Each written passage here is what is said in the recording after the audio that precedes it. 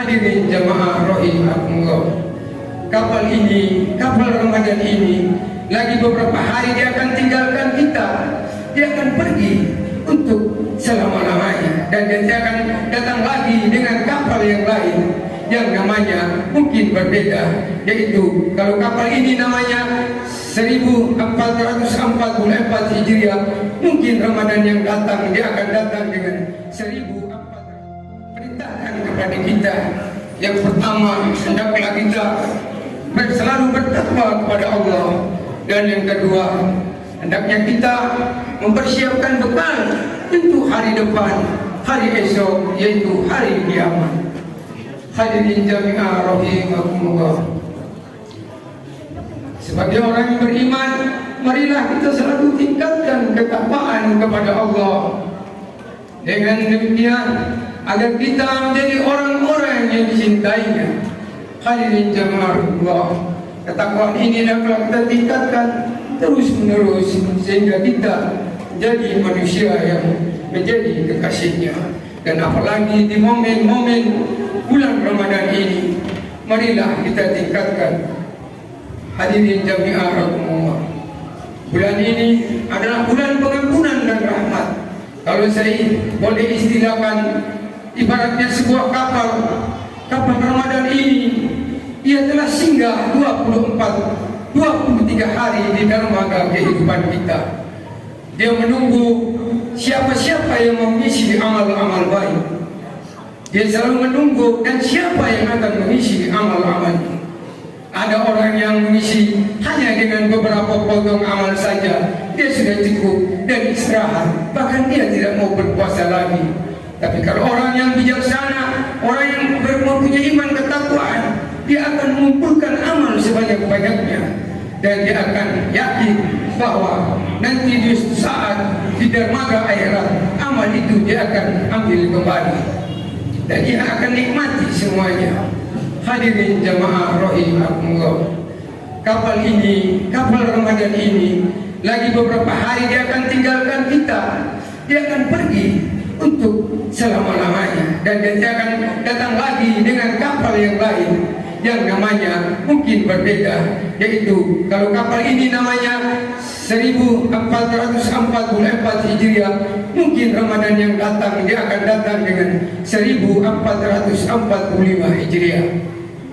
Di sini kita sebagai umat yang beriman, sehingga kita bersyukur kita masih bertemu dengan Ramadan ini.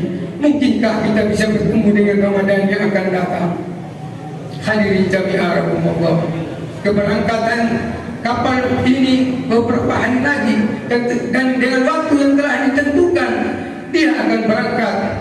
Dan di situ semua umat Islam di seluruh penjuru dunia akan merasa bahagia, gembira dengan mengucapkan kalimat takbir, tahlil dan tahmid, karena mereka sudah menang dari sebuah peperangan besar, yaitu perang melawan hawa nafsunya.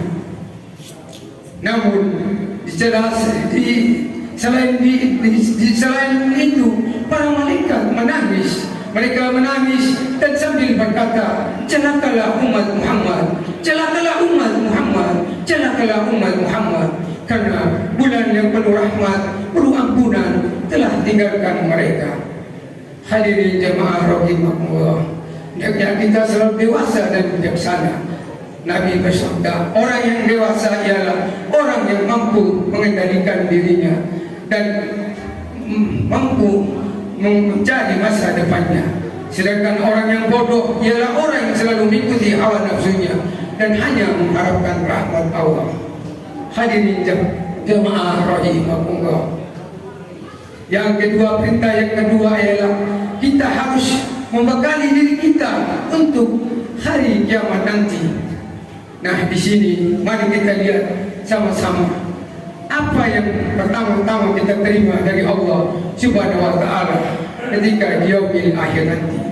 Menurut Nabi Sallallahu Alaihi Wasallam bersabda bahwa amat semua anak cucu Adam akan menerima 3 berkas, yaitu berkas yang pertama ialah berkas catatan amal baiknya Sedangkan berkas yang kedua ialah berkas catatan amal buruknya. Sedangkan berkas yang ketiga ialah berkas karunia yang Allah berikan kepadanya. Hadirin jamaah rahimakumullah, betapa kecil pun rahmat dan karunia Allah yang diberikan kepada kita, nanti di yaumil akhir akan diperhitungkan semua. Kalau kita tidak syukuri, maka akan diambillah amal kita untuk mengganti semua yang kita tidak syukuri itu. Jangan kita anggap sepele. Jangan sampai ada karunia Allah yang kecil, yang sepele dapat menguras habis amal-amal besar kita, sehingga kita hanya memegang sebuah catatan berkas yang buruk. Ini berarti kita hanya mengharapkan ampunan dari Allah. Dan kalau kita dapat ampunan, maka kita akan dimasukkan ke dalam surganya. Tapi bila kita tidak mendapat ampunan, maka kita akan dicampakkan ke dalam nerakanya. Hadirin jami'ah rahimakumullah, betapa besar tanggung jawab masalah berkat karunia ini. Pada suatu hari Rasulullah berjalan di tengah jalan yang sedang kelaparan. Beliau bertemu dengan dua sahabat, yaitu Abu Bakar Umar radhiyallahu anhu. Mereka sama-sama kelaparan. Nah, di dalam perjalanan itu mereka bertemu dengan seorang sahabat, Abu Hassam bin Tayhan al-Ansari. Mereka dipersilakan masuk di sebuah kebun kurma dan dipersilakan makan dan minum.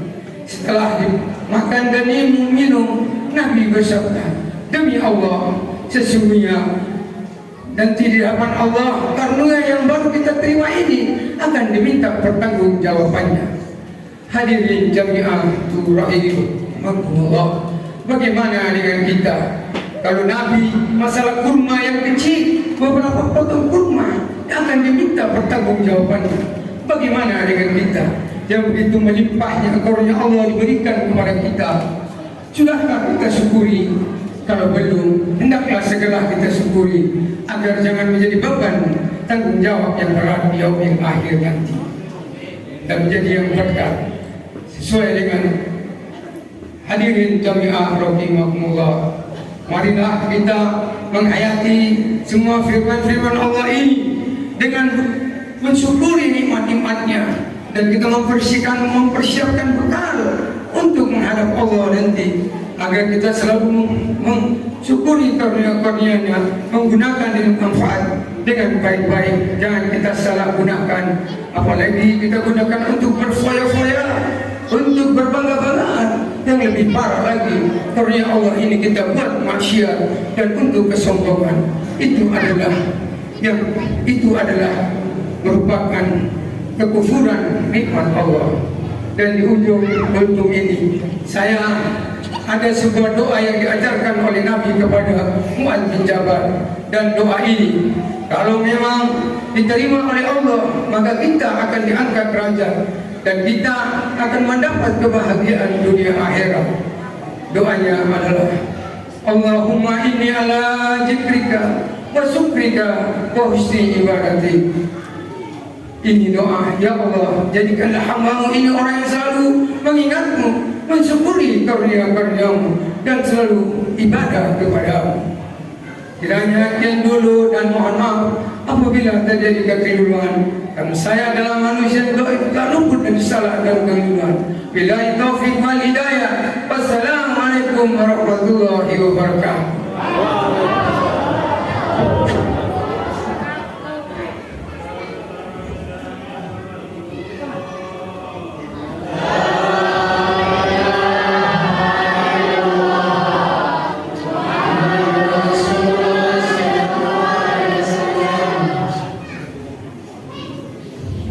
Allahu Akbar. Bismillah.